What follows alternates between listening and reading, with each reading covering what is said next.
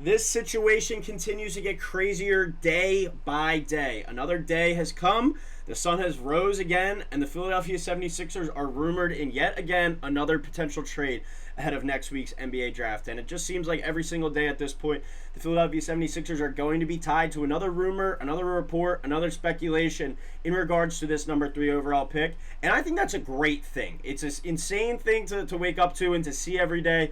And we're not really going to know what's happening probably until next Wednesday. But at the end of the day, I love what Daryl Morey's doing, and he's keeping his options open. He's keeping that phone line open. He's keeping those text messages going. The calls aren't stopping. There's probably been a few FaceTimes in there as well. Getting everyone's opinion, getting everyone's thoughts. But I love what Daryl Morey's doing, keeping these options open. But here we are on Wednesday, another rumor, another report coming out, and with a team that the 76ers haven't been linked to in much trade discussions yet. And today's rumors and speculation involve the Utah Jazz, the number 5 overall pick they own, and they're rumored to potentially be wanting to trade for one of Philadelphia's high-priced players. So let's get into it. Let's get into the story and break it down, everything about this latest report. The Sixers have shown interest in a potential deal with the Utah Jazz that includes Paul George in trading down to the 5th overall pick in the 2025 NBA draft, at Andy Blarson says. If you don't know him, he's a writer, a beat reporter for the Utah Jazz, but he said that on the Locked On Jazz podcast. Here's his quote: "I do think it's true that the Philadelphia 76ers are interested in trading down to number 5 potentially if they can get off the Paul George deal. I don't think the Jazz are going to take that offer, but I do think that's an offer that's been presented." So take what you will with that story, with that quote, with that information. But at the end of the day, the main goal out of this situation, what it seems like on paper, Philadelphia trying to get off the Paul George contract. We'll get into that in a little bit, but obviously, if they could do anything, I think, this offseason, besides get Joel Embiid healthy, it's probably get out of that Paul George contract and give themselves some more cap flexibility. Because if you do that, you do have, you're bringing back Quentin Grimes for sure. You probably can sign Yabusele, and you're probably able to go out there and acquire, a couple other free agents that can help you with that Paul George money and just have 2 max contracts locked up to both Joel Embiid and Tyrese Maxey. The reason why I could see the Jazz potentially looking into this move, making this deal, and why this rumor, this smokescreen potentially, whatever you want to call it, is even out there in the first place, they have to be in love with a prospect at number 3, whether it's VJ Edgecombe, whether it's Ace Bailey, whether it's Trey Johnson. One of those guys most likely at number 3, and they don't think that that guy's going to get to number 5. They think Danny Ainge and the Utah Jazz probably are assuming, whoever that their target would be, whoever their number 3 prospect is, most likely will be gone by the number 5 pick, either going to Philadelphia at 3 or Charlotte to 4. So what's the opportunity to potentially go up and get our guy? Maybe swap 3 and 5, and you send off Paul George. I don't know if that's concrete, if that's the exact move, but when you look at the Jazz, they're a team that does have the ability, does have the cap space to take on one of these larger deals and allow the Sixers to shed this salary cap with only, big money invested in Lauri Markkanen out there in Utah and a bunch of other young players on that team. It's a situation where they're in a position that they could take on the Paul George contract and not really hurt them that much financially even. I think that they would still have, plenty of cap space even after making that move. So I think the Sixers would probably want something else in that deal, want another asset. But I think the biggest thing is you fall back to 5. You could probably still get, from what we've heard recently, unless the Jazz want to trade up to number 3 to get VJ Edgecombe, you're still able to trade back to 5 and get one of those 3 prospects that you're probably in the mix for. Cooper Flagg and Dylan Harper off the board. But then whether your next group of guys, where it seems like there's 4 players that the Sixers have their eyes on, if you want to include Dylan Harper in that discussion, maybe 5, but it sounds like we'll include Harper for the time being, but Harper, Ace Bailey, VJ Edgecombe, Trey Johnson, and Con Knipple. It sounds like that's kind of the group of 5 prospects that the Sixers have in their mind, whether if they want to trade back or not and move back to this overall selection. 5th overall, they could still get one of those guys in that deal and get off the Paul George deal, create some cap flexibility, maybe get another asset in there as well. I don't know if they just want to throw Paul George away, but being able to get off his contract is probably the biggest and most intriguing thing. And if the Jazz are head over heels in love with one of these guys, say like an Ace Bailey, and they don't want to risk him going to the Sixers at 3 or going to Charlotte at 4, or maybe even a team like the Nets or the Raptors potentially even looking to trade up and get a guy like Ace Bailey there at number 4, this is a scenario where the Jazz could jump that team swap with the Sixers, get their guy, and take on a good veteran player still. Paul George, I don't think he's ever going to be worth what his contract is right now, worth that money. But at the end of the day, that's probably your second best player on the roster as soon as next year. Help some of these younger guys. Help mold, even if they do love a guy like Ace Bailey. Have Paul George take him under his wing, kind of what the blueprint would probably be here in Philadelphia.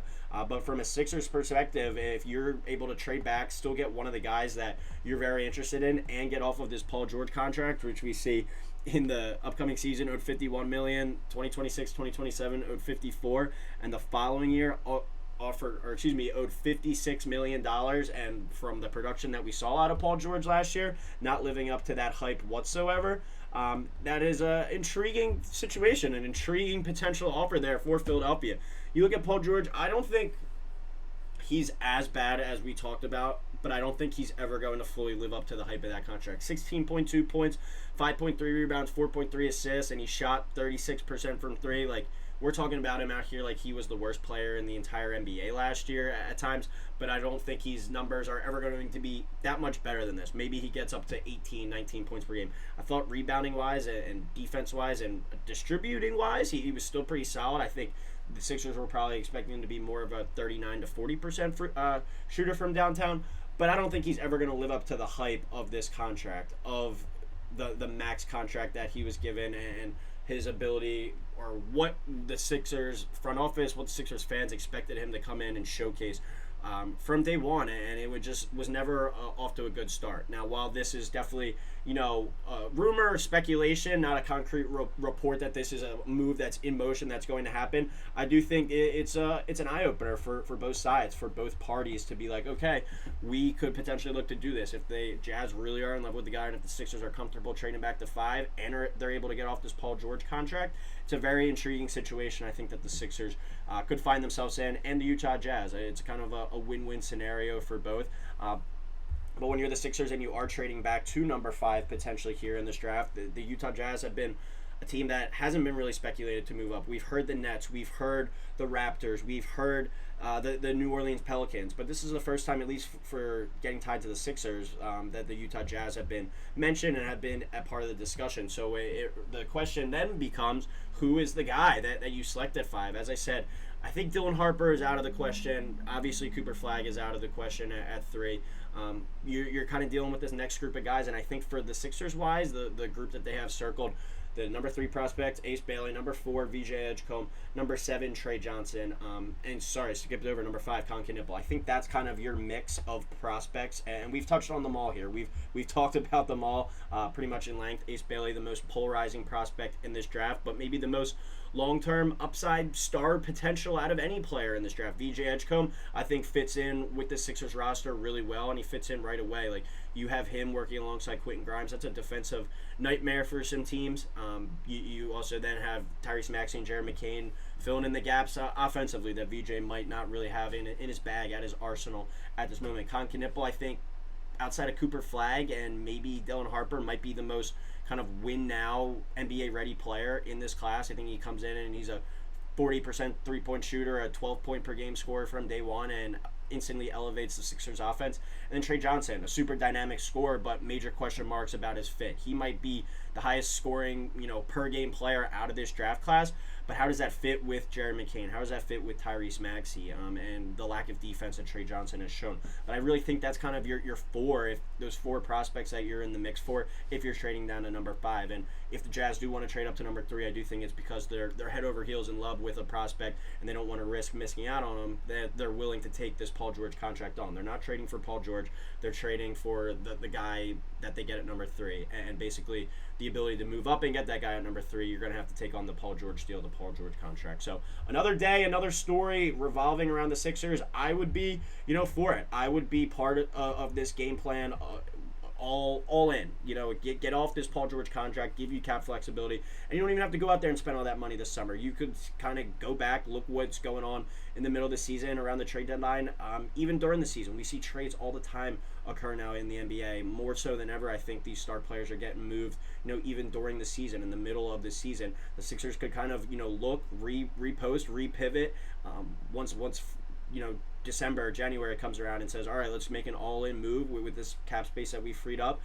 Even if it's not going out and just getting one big name guy, maybe going out and getting two really good role players again, and just finding a way to navigate that. But this gives you a lot of more financial freedom and a lot more financial flexibility, and it's something that the Sixers are going to have to consider, coming up here in the next week or so, as they decide whether or not they're going to stick and pick here at number 3, move back. They've been tied to every which way: trade up, trade down, stick and pick, trade the pick completely for Kevin Durant. You name the story, the Sixers have been tied to it, and we've got you covered here on pretty much every angle so far here at Sixers Digest. So let me know what you guys think in the comments below.